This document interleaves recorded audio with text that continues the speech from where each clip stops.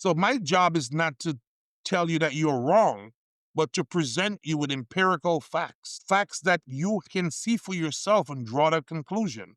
That's how you drive synergy in an organization. If your process was designed to fail, is the process not doing what it was intended to do? Yeah. So how can I blame the process if it was designed to fail?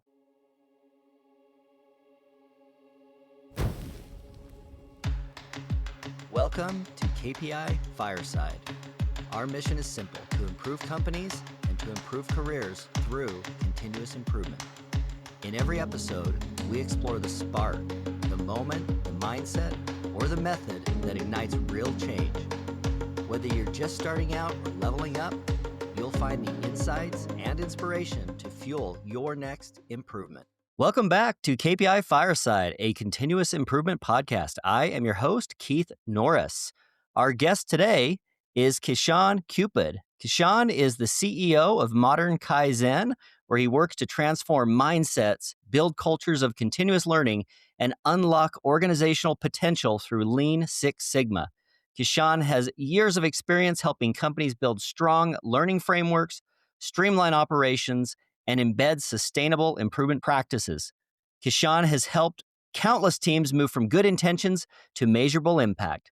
So whether you're facing resistance to change, trying to scale culture in a fast-growing company, or looking to build real muscle around continuous improvement, you're going to want to listen in to what Keshawn has to share.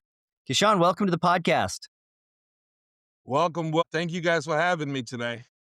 You bet. You bet. Yeah, it's been a while since we connected a few years ago, so I'm curious to hear what you're up to and catch up on a few things. Where we usually like to start the conversation here on KPI Fireside is your introduction to lean or continuous improvement. I find a lot of folks have this spark, this moment that got them interested in this discipline. You've obviously made a career out of it. Do you recall what it was that got you interested in this originally? Oh, definitely. Yes. I got really interested in this back in 2003, July the 14th, 2003. You remember the Very exact unique day? day, very unique day, on board the USS Kitty Hawk, in the Gulf right there. That's where I first got introduced to it. And like, you guys are going to send me to this training for free and I'm going to learn? No, it can't be real. So that was the day, it's always a day that's been written down. So I love that day. So so you were in the Navy? Yeah, so I was in the Navy on board the USS Kitty Hawk, and we were having this problem. How do we turn aircraft around, in a efficient manner so we can get them back up in the air, gassing, changing tires if need be, loading ordnance. Now I was a junior airman, I should say, right? So I was that guy just collecting data. So we had some consultants there, and we were looking at them, and I was just trying to understand. Well, how can we use just data to make these big decisions? So it kind of drew me in, and from that day, I've never stopped. Right, we were able to streamline some operations on an aircraft carrier. My first project ever. What was that project exactly? Well, the project was to reduce the turnaround time of aircrafts from that's in operations to get Interesting. them back up in the air after they landed. Wonderful, wonderful. So how long were you That project specifically, or just your military service? well, I got medically retired after 13 years. So once I was medically retired, but I was able to take all the training, that I had in the Navy and definitely go outside and start using it to find jobs in the area around that field. So did they have like a formal green belt certification program or did the training go by some other name? We used to call it airspeed. Airspeed. That was the name. I think it was under Navier. It was called airspeed, but it was mostly focused on theory of constraints. Buffer management. We have all the tools. I also got more in depth at an eye level, which is an intermediate level where they work on the equipment. So we were having a lot of bottleneck in the processes. So we had to, incorporate these new methodologies to be able to streamline it. At that time, to be honest, it was like learning Russian in a Spanish class. It made 0 sense to me, right? It was the delivery was very mundane. So at that time, it was you had to learn a lot on your own. I always tell people, I said my first class in Lean Six Sigma was my black belt. It was the only class that was available. So I walked into a black belt class not knowing what a waist was. It was a very eye-opening class. Well, yeah, you got thrown into the deep end of the pool. Deep end. And I did it all. So I did a black belt, then I went to green belt to try to understand what I learned in black belt. Then I went to the yellow belt, and then I did the white belt. I did it reverse because, in the service, you have the class schedule, and those were the only dates. So you had to take advantage of what you could at that time. Well, I'm going to ask you about a particular process on an aircraft carrier. This is a story that my dad told me from like the early 1970s. He was working on an aircraft carrier as well, and every once in a while they'd have a plane that would go over the edge, and pilot would crash basically, and sometimes they could get lost at sea. And so apparently one of their processes was, particularly at night, if a plane went over the edge, the guys that were on the deck were supposed to throw their flashlights overboard as quickly as they could. And, sometimes the guys would get lost and sometimes they'd get found. Well, in this particular instance, they were able to save him, rescue him, and he came on and he was really grateful to everybody that had helped rescue him from the middle of the ocean. Yeah, And what he said is, I'm really thankful for you guys that threw the flashlights, particularly the person that hit me in the head with the flashlight. that's definitely good. Yeah, because it's all black at nighttime, especially, right? Yeah. It's dark, it's black, it's cold. It's not a good feeling. Yeah. Well, hopefully the technology's improved a little bit since then. All right. Well, tell us after you left your military service, what kind of work did you get into and how did you stay involved in lean? So I'll tell you this, and it's pretty funny. Once I left the Navy, I decided to open up restaurants. Someone told me that I'm a great cook. So I decided to yeah, let's go ahead and do it, right? You know, I can make it work. I'm a lean practitioner. I can reduce my operational costs, but no, that was a lie. It was not gonna I forgot that you need marketing, you need, people to work, and it's such a unique environment in the restaurant business. If you have never done it, it's that, yeah, you get your operational costs down, but you're not out there marketing, right? You're not driving business. So I did that for about a year, and then I got back into corporate America where I started to work as a quality manager and a CI manager for an organization here in California.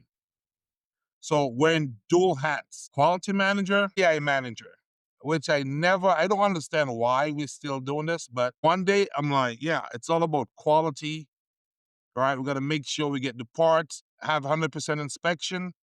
The next day, it was continuous improvement. Let's build the quality in the process. So it gave me a newfound respect for both fields, right? And able to see how they can incorporate them together. At the same time, ISO 9001 2015 just came out. So we had to bring three different sites on, get them qualified, certified, and it was just a good feeling, right, to be able to do that. And I continuously continue working there, move over to Fender, did the same job over there at Fender, and decided it's time to branch out on my own.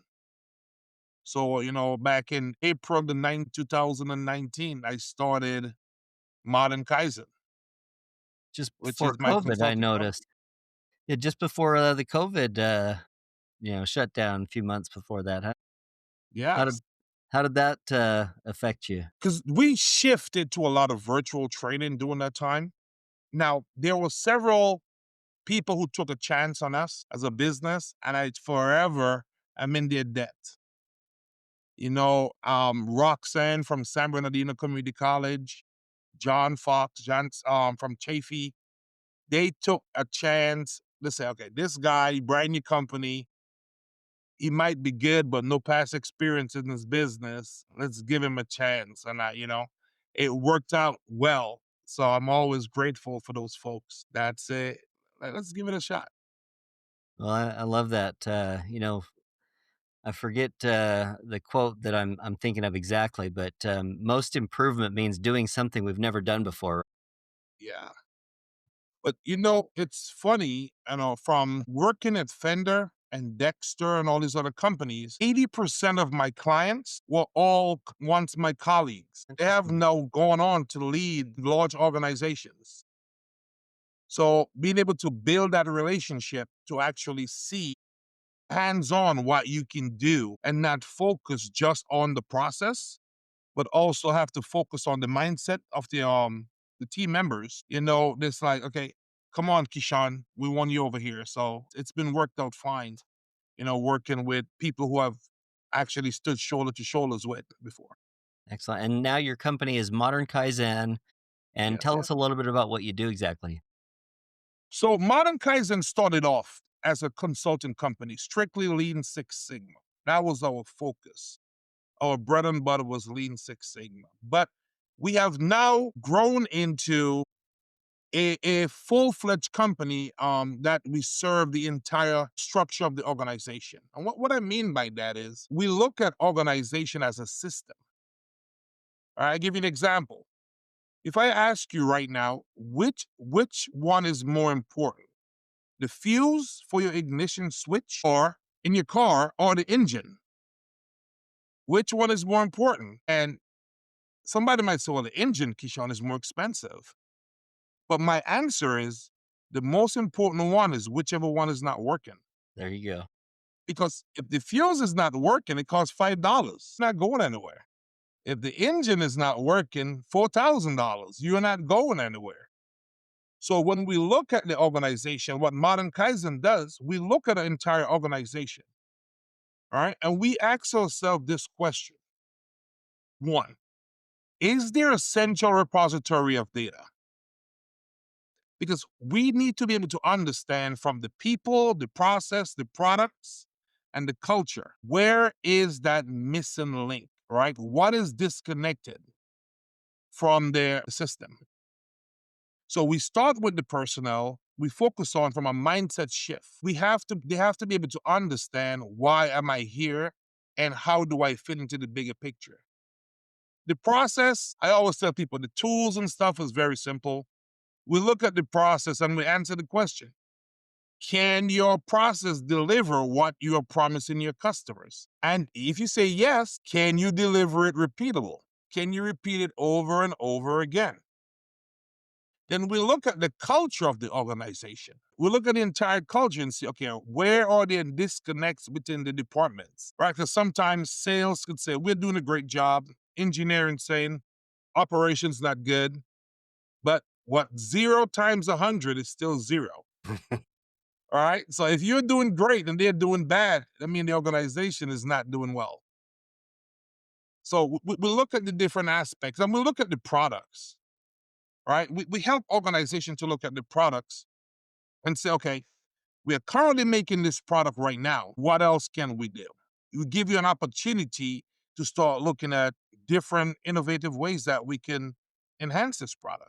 And now we have shifted, Modern Kaizen have shifted into the artificial intelligence world where we want to have real time interpretation of data at the 8th grade level. So right now, something I'm very proud of my team that we have created is a system where you can be doing, let's say you're looking up standard deviation. Standard deviation give you the textbook answers, but we want it to be interpreted at an 8th grade level. So organization could continuously feed the data and it comes out and say, yes, this is what you need to do.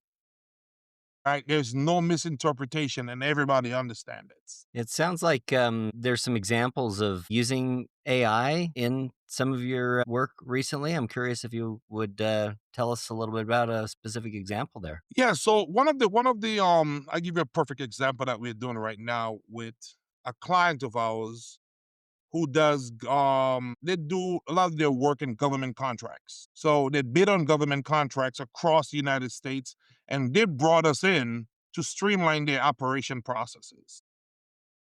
And one of the issues that they were having is that their win rate and performance rate on contracts was below 10%.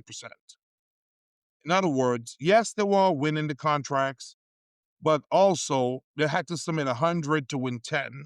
But those 10 were doing maybe 2, 3% profits. The one they were losing, they were understanding why they were losing. So what we have done with our AI from, and this is outside of Lean, outside of Six Sigma, another part where we focus on turning complexity into clarity, all right, is where we said, okay, well, if you are working on contracts all over the United States have different wage requirements. I drive up the street in California right here, you got to pay different prices. So we have to understand. So our AI, whenever they have a contract, what our software does, it identifies this median wage in that specific area. And we have shift their focus from making X amount of dollars to percentage in the margins. So now, if they go to somewhere like North Carolina, let's say it's $7 an hour minimum wage, and it's $13 an hour they want to be able to charge, but they are based in California, so we cannot use $20 an hour. They need real time data to say, okay, this is what is being offered within 50-mile radius. And I think I just gave away my entire patent. Yeah, we That's can okay, no problem. Anybody can use it. we I want everybody to be successful, so go ahead well, and use it. my favorite example there, Kishan, is that so many of us as humans, we know what to do, right? Like whether it's like eating healthy, like we all know we should eat less and exercise more, but how many of us can actually stay on target? Having the You know, information is one piece. Figuring out how to use it is another story. So, on this podcast, some folks are deep in lean and some folks are just on the surface here. So, when we talk about some of these terms, I like to explain them a bit. Tell us a little bit about what standard work is. perfect. So what standard work is the best repeatable way of doing the task. Okay? So in other words, let's say I want to make some eggs. I want to be able to have the different steps that I'm going to continuously follow to be able to do that task. Yeah, like, do you cook them for 2 minutes? Do you cook them for 4 minutes? Exactly. If you're Yeah. boiling eggs, do you boil them for 6 minutes or 16 minutes? You get a Yes, wildly yes. different outcome. That's very interesting. Okay, so you were just talking about something that sounds not so much like a manufacturing process, but one that's more on sales and marketing. I know that sometimes people think lean is like just for manufacturing or it came from Toyota, but it sounds to me like you've had exposure into a number of different industries or types of businesses. What are some of the different types of businesses or business processes where you've had the opportunity to apply some of this lean knowledge and experience? So I'll give you real examples right now. So today's Monday. I just came back from one of my clients. They build machines that package. Like you want to fill up the ketchup bottles, you want to ketchup packets, mustard packets. They build these machines. So it's a packaging machine industry, right? They manufacture it. Tomorrow, I'll be working with a food service business where so tomorrow I'll be working with a food service business where we are delivering meals, day-to-day meals, 500 plus meals a day. So we want to streamline the operations, right? They deliver meals throughout the city, 500 plus every day, 7 days a week. So today I'm manufacturing, tomorrow I'm doing food service. Friday, I'm working with the hospitals.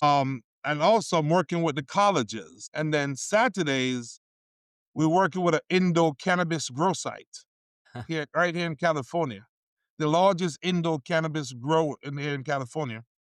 So different industries. If there is an industry with a repeatable process, it works. And in a given week, I'll work 7 different industries. Wow, that's That's gotta be, a bit challenging, but probably also a little bit fun and exciting for you. Fun and excited because it allows me to see no matter what industry you go in, it's the same repeatable problems, the same issues that they're having, right? What? You've written a couple of books on the topics also, right? Yes, I have. Tell Yeah, us a little bit about those if you wanna, so I get my what do you call it? A shameless plug, right? yeah, here you go, So I've absolutely. written 2 books, right? The first one is called Making the Mindset Transition, right? You're going from an inward to an outward mindset. And my second book, well, this one focuses on you, right? Being able to understand from a mindset standpoint, right? Everybody in the company wants to do good. That's my belief. I don't believe you get up in the morning and go to work and say, how can I be the worst employee today? You want to do good.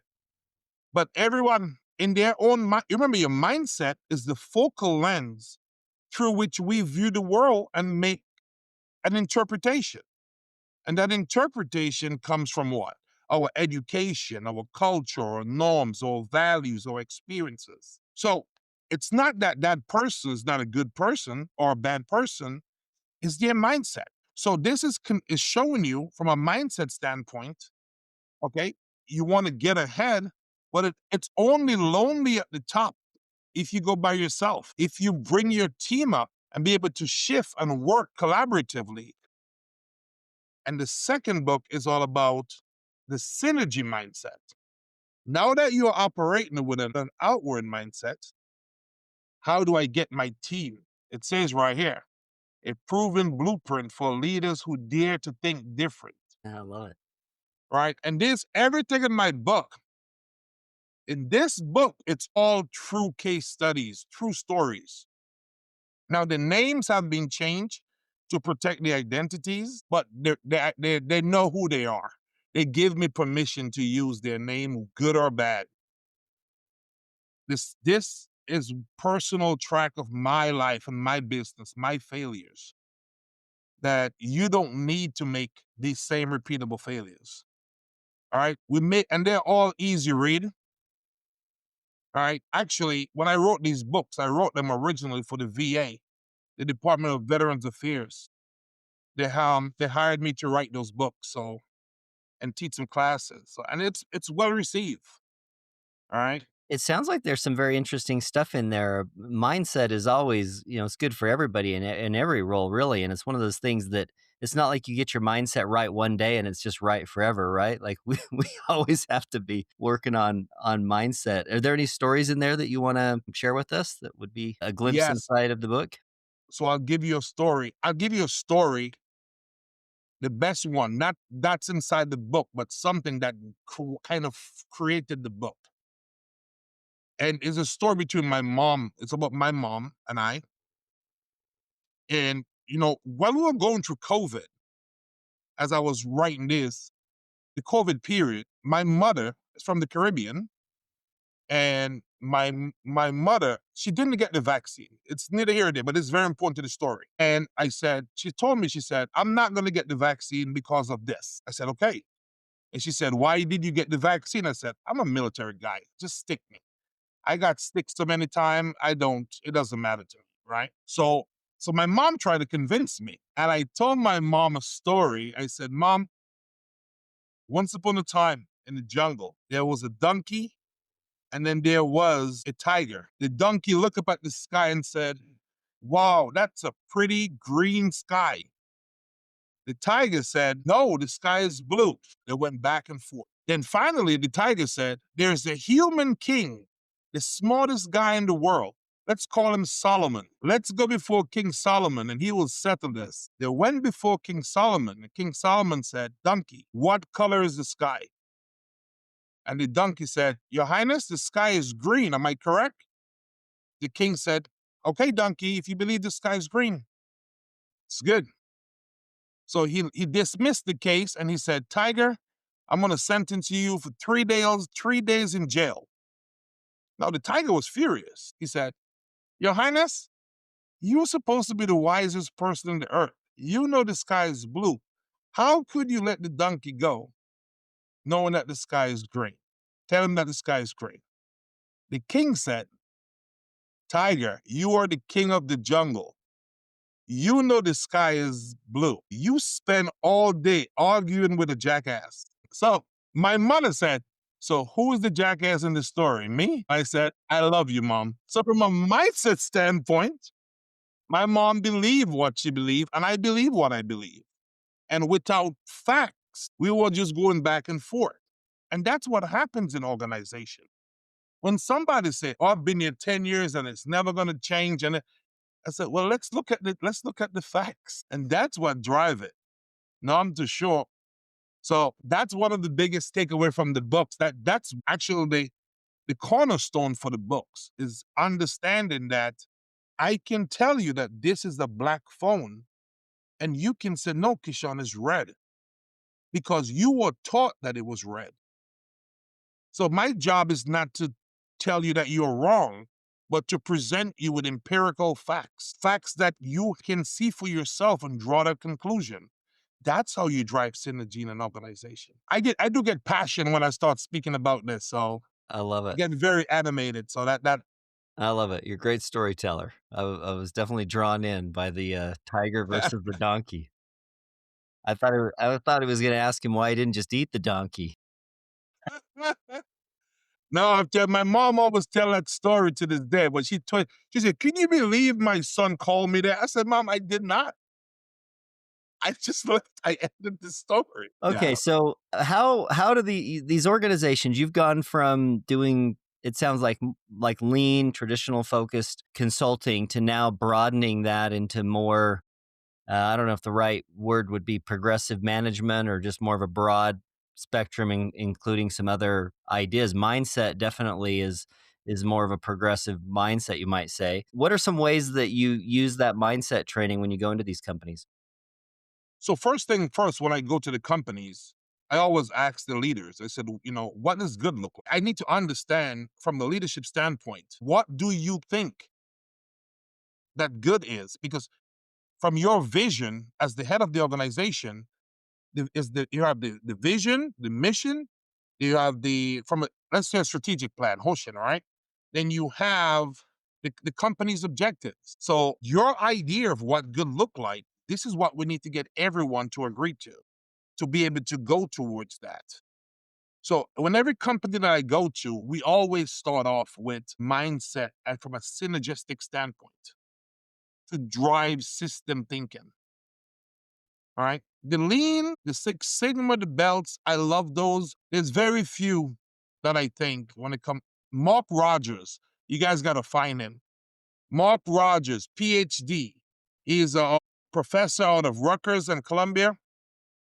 I probably believe he is one of the guy that, when it comes to lean and Six Sigma, hands down. All right. So, but when I go into there, these tools, that's the easy part. The hard part, because I just don't want to go in there and give somebody a belt certification and then come back 6 months and it collapse, right? It's not good. So we want to go in there. We always start with a mindset. Understand from the team perspective. These are for companies that are employee driven. I have companies that 5 employees and it's strictly automation. Now that's different, right? That's no Six Sigma. So we go in there and look at that. But from a people standpoint, once we get the mindset up and running, and I always tell them this right here, and maybe you might agree with me. I said, in the world of Lean and Six Sigma, there's one class. It's called Lean Manufacturing. It's about 8 to 16 hours. All right. Lean Manufacturing, 8 to 16 hours. That tells you how to implement Lean. Identify waste, what is value, what are the principles of Lean. Then we have about 280 hours of belt class that we teach you because you didn't pay attention in the 8 hour class. It's true. Everything else is problem solving at some level. All belts are problem solving class. Yellow belt, the make is problem solving, right? So that's why the mindset is so important. Problem prevention. It's where the new ISO standard is going to 9001 2026. How do we prevent problem, right? A lot of people don't realize CAPA, corrective action, preventive action. We forget the P, right? So I want to be able to go into organization from a cost of poor quality. So once I'm finished with the mindset, my goal is for the leadership to understand what is cost of poor quality. And we break it up into two ways, all right? We always break this up into two ways. There is a cost that the company pay for having bad quality, but there's also a cost that we pay for preventing poor quality. So we always look and we say, well, we are paying this money regardless. Here is this new equipment, it costs. Here is this inspection, it costs. So we have to be able to understand, how do I make my system to have built-in pokeyokes that can detect a problem or prevent a problem automatically so it can't move forward. So once I hit those two ways, then we do gap analysis and decide which way we want to go with the business. Explain gap analysis. Perfect. So our gap, let me go back one. So from a gap analysis standpoint, we always ask, what is a problem? That's when I do my classes, I said, what is a problem? Give me the definition of a problem. And I've heard from a lot of different people, their own definition. And I said, a problem is the difference between what should be happening and what is actually happening. And then I said, what should be happening? Okay, well, tell me what is happening. That difference is called a gap. The gap is equal problem. So a lot of times we try to solve the current state, but we need to solve the gap.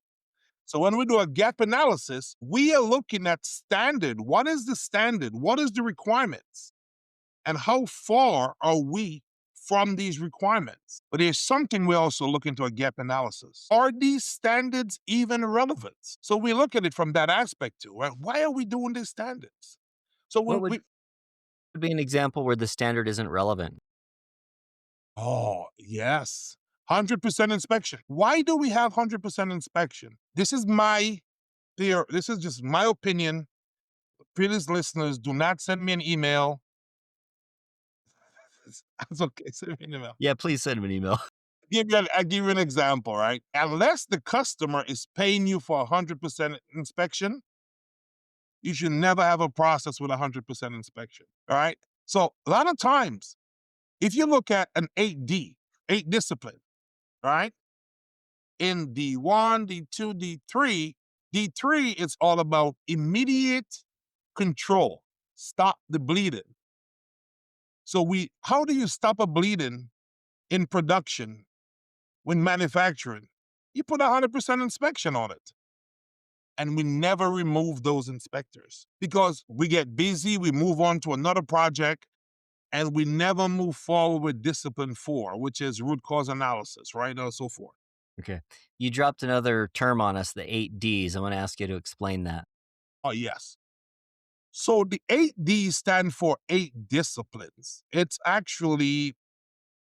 methodology. I almost got in trouble. It's a tool that we use. All right. It's a tool that is made up, just like how Lean Six Sigma is comprised of Lean and Six Sigma.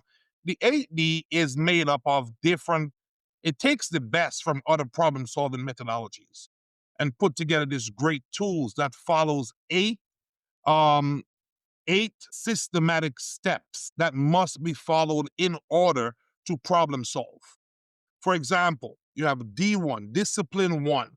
And I love how they call it discipline because you have to follow it, right? So discipline 1, it's all about, getting that team. Discipline 2, right? We understand the problem. And discipline 3, stop the bleeding. Discipline 4, root cause analysis. all the way to discipline 8, where we reward the team. Got it. It's one of the great tools out there if used correctly. And it's one of the worst tools because we tend to jump from discipline 2 to discipline 8. We jump around. So, Keshawn, you mentioned that you're working across a number of different industries. Are you seeing some common patterns or some common problems to solve in these different industries that are worth going into a little bit? Yeah. So one of the core problem that we see among all industry is work instruction, standard operating procedures, or standardized work or standard work.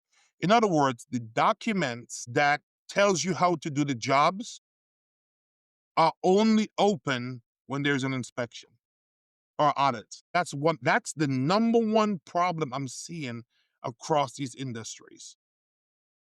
The team are not familiar with the standard operating procedure. They know it's there, but they have learned to do the job from someone.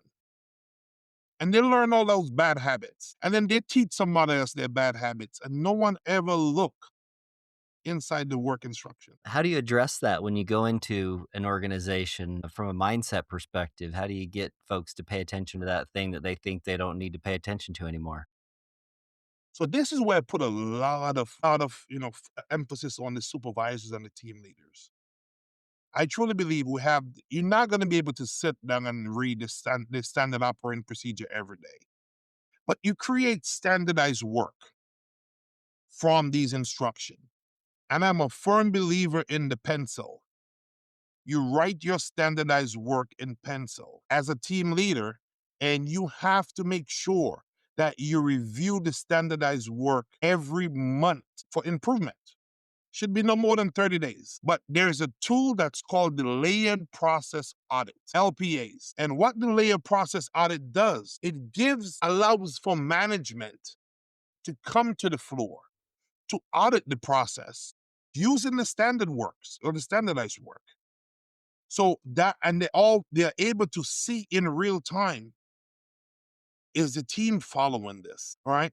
But also from a mindset stuff, I always have the team to also be engaged, especially if you have, dashboards and stuff like that. Now, I have a love-hate relationship with, dashboards in terms of I'm not a fan of the fancy print off boards. A pencil, write it on the board. Have the team members, not the leadership, the team members update the board because the board is for them. So they have that inside. They can see that every day and they can see, okay, do I have a straight line across? And I love straight lines. That tells me the process is controlled. We are very predictable. I don't like to see this. One of my personal soapboxes, I guess I like to get on periodically, is that ownership at the production level of individuals owning their productivity. Are there any examples? You mentioned the love hate relationship of over automating or too much technology, too much digital versus letting people own their Right. metrics. Let me just clarify that. When it comes to the software, that's for the leadership. Perfect. On the shop floor, at the point of use, that's where I want the ownership from the team members to be in. That's where they need to be able to write it on the board, write their numbers, draw their graphs, draw their charts at the shop floor. Because what happens, and I saw this when I was a CI manager, is that when I did the presentations for the leadership, it was good, it worked. But every morning, the shop floor was waiting on me to print out the graphs and the charts. And if my team is late, then the information is late, and they never learn how to do it themselves. So that ownership kind of slacked, right? This episode is brought to you by KPI Fire, the all-in-one platform for continuous improvement. With KPI Fire, you can align strategy, drive execution, and engage your people.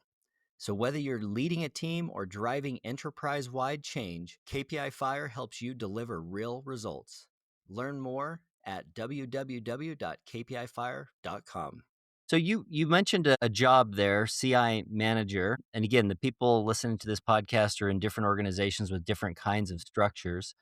How would you describe the typical job of a CI manager? Whew, I love that. That's a great key. That's a good question. What is the job of a CI manager? The job of and I've been in this job for a long time. All right. The job of a CI manager is one, to be an educator. In other words, making sure the team understands at the most basic level. For example, identifying lean waste. All right. And so that's one. Number two, here's get very important. The CI manager, their main job is a translator. And what I mean by that is they takes company objectives and translate them into actions, tactical actions with the team. And then they take those results and translate them back into KPIs for the leadership team to look Yeah. at. So as a CI manager, you have to be well versed and with the shop floor. So I've seen CI managers having a meeting on the shop floor and they break out a blocks plot and they start talking. I'm sorry, break out a scatter plot and they start showing on the screen. Here's the scatter plot. You can see the correlation. And I'm like, I don't think nobody know what we're looking at here. So they're very smart. I mean, they know the process, but we have to translate. All right, because not everybody, one great thing that you have been doing is saying, hey, what is that? Explain that for the listeners, right? So Yeah. it's the same concept.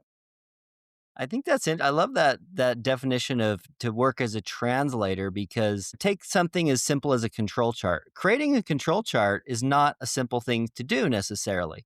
But looking at a control chart and visually seeing if you're in like the red, yellow, or green and being able to interpret it, that's a pretty easy thing to do. I find most people can like once you explain to them what's going on there, like, yeah, it's a simple visual device. I love that explanation of the CI role as a translator. That's very good. Let me ask you something, right? Based off your experience and the folks that you have talked to, what is a control chart?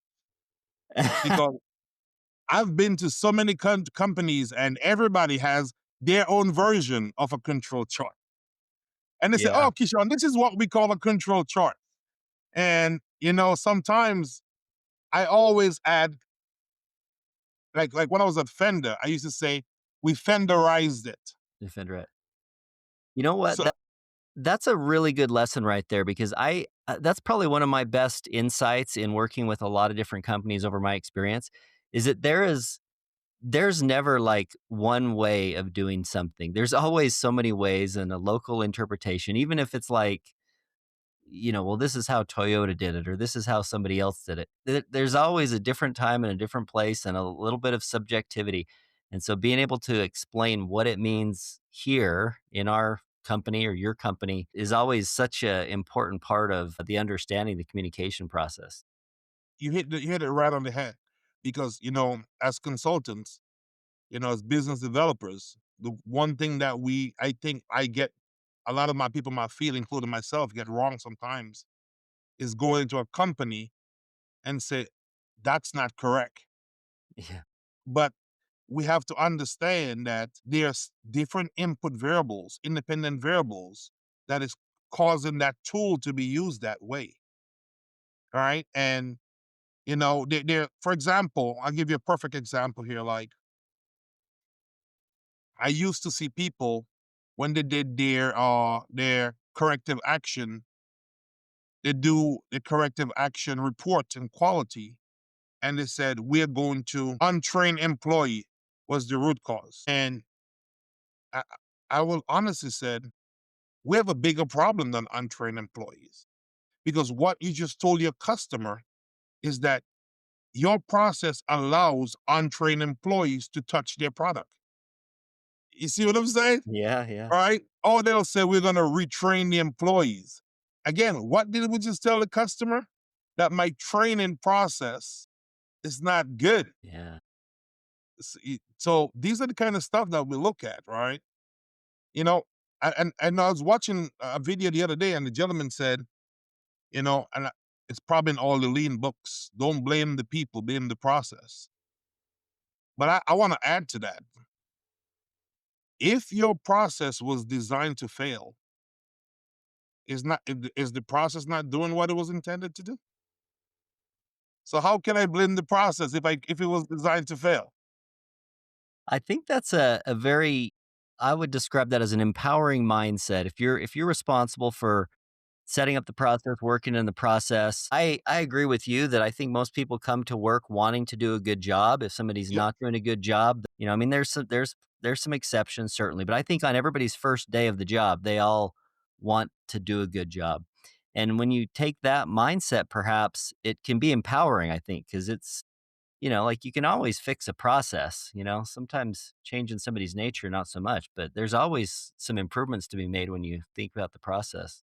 Yeah. Years ago, a mentor of mine gave me this with words of wisdom. He said, the most dangerous employee is an overmotivated employee. And he said, Keshawn, that employee wants to do good.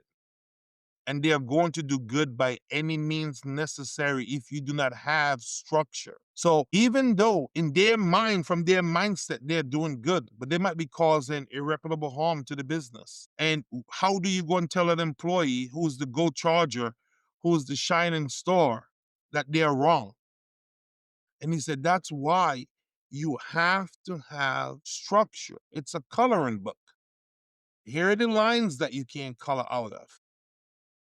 And Yeah. I always take that with me. I've been very fortunate in this business. I always tell my wife, I said, my goal in life is to meet the world luckiest man because I want to meet that person because I've been lucky, right? I've been lucky. I've been good, been successful in this field. I have a lot of great friends and clients and associates and doing something that we love to do to improve. And if somebody out there who's doing something luckier than that, I wanna meet him.